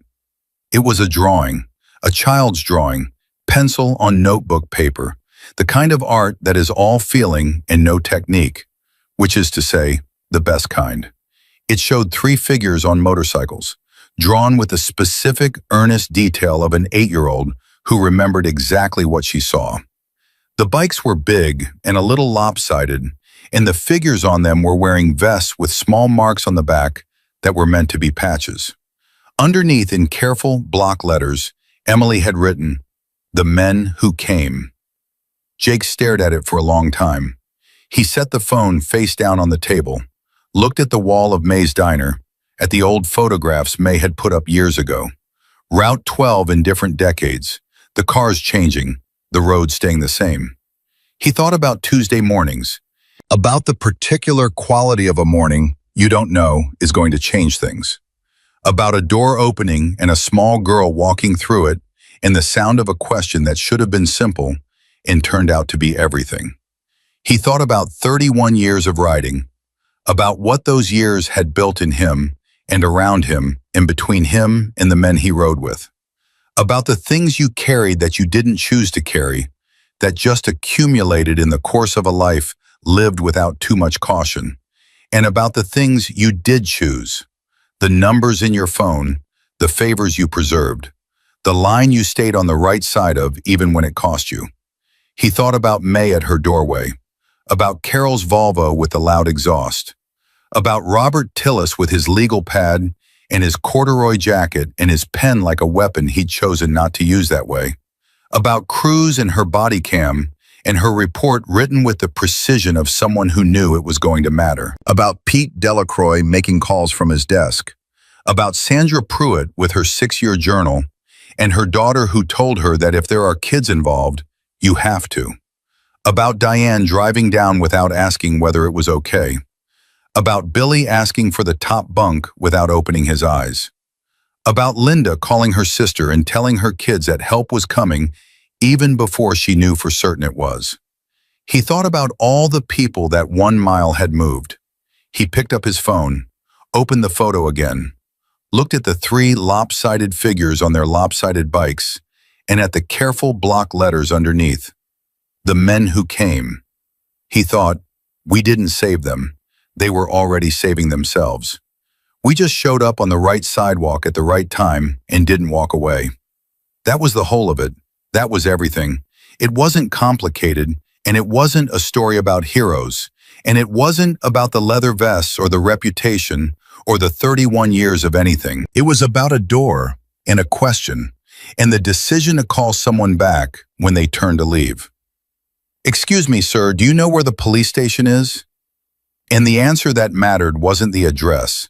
The answer that mattered was, where are you going by yourself? Jake put his phone in his pocket, finished his coffee, set the mug on the counter. May came and picked it up without a word. Outside, Route 12 ran the same as it always had, in both directions, toward everything and away from everything, the way roads do. He put on his jacket, zipped it, walked to the door. Jake, May said. He turned.